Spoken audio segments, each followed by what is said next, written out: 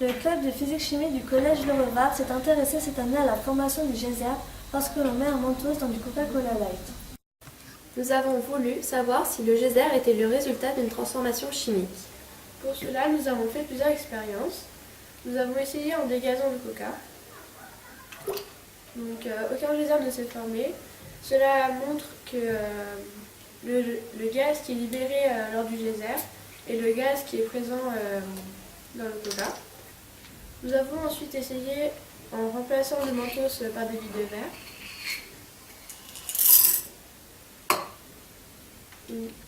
L'expérience a très bien fonctionné. Nous avons ensuite essayé en remplaçant le mentos par du sel.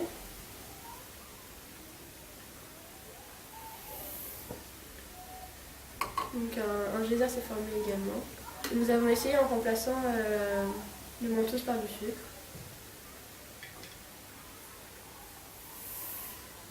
Donc toutes les expériences ont fonctionné et nous avons récupéré les billes de verre inertes.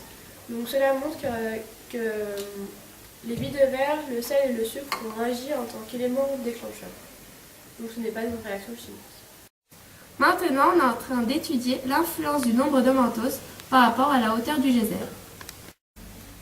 Pour faire cette expérience, on utilise une règle avec un coca, et des mentos. Il y a aussi une webcam qui relie un ordinateur pour filmer la hauteur du geyser. Nous avons ensuite réalisé un graphique représentant la hauteur du geyser en fonction du nombre de mentos à l'aide des fils. Nous pouvons donc en déduire que plus nous ajoutons de mentos, plus la hauteur du geyser est haute. Mais à partir de 3 ou 4 mentos, la hauteur du geyser stagne. Il est donc inutile d'en ajouter plus. Nous avons eu la visite de Monsieur Boll. C'est un chercheur en physique. On a ici un capteur de pression. Donc, il est monté sur un bouchon. L'ensemble est étanche. Donc, il mesure la pression qui est dans le gaz. Donc, voilà. Derrière, on a l'ensemble, c'est relié à une carte d'acquisition. Donc ça délivre un signal électrique qui est proportionnel à la pression. Et là, on a en fait une carte d'acquisition qui permet de transformer le signal électrique en un signal numérique, donc en un tableau de valeurs. Voilà, très bien, parfait, super. Ce graphique représente la pression en fonction du temps lorsque l'on introduit des mentos dans la bouteille. Donc on peut voir que plus on met de mentos, plus la pression augmente rapidement. À partir de 4 ou 5 mentos, la pression est presque la même, enfin elle stagne. Donc ça confirme ce que l'on avait vu avec le film. Ici, on est en train de faire chauffer des bouteilles au bain-marie et elles chauffent à des températures différentes. C'est pour observer les conséquences de la température des bouteilles sur l'expérience. 27,6.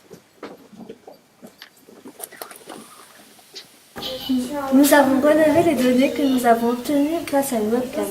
Ensuite, nous avons fait un graphique pour représenter les variations, car la hauteur du geyser varie en fonction de la température du coca. Nous avons reçu la visite de Monsieur Billard, chercheur en chimie, qui nous a apporté du matériel afin de comprendre l'influence des différents composants du coca sur le geyser.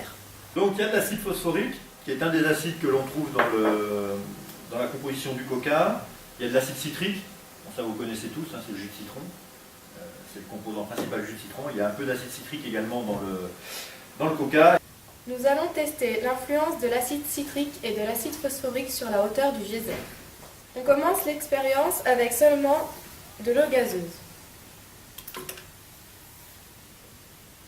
On continue en mettant 2 ml d'acide phosphorique dans 100 ml d'eau gazeuse. On agite un petit peu pour que ça se répartisse partout. On ajoute ensuite le mentos. Donc on n'observe aucune augmentation au niveau du geyser.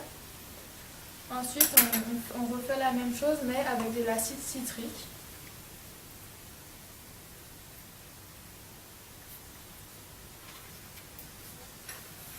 Donc on agite aussi. Et on ajoute le mentos. Donc on peut constater que le geyser monte un peu plus haut avec de l'acide citrique qu'avec de l'acide phosphorique.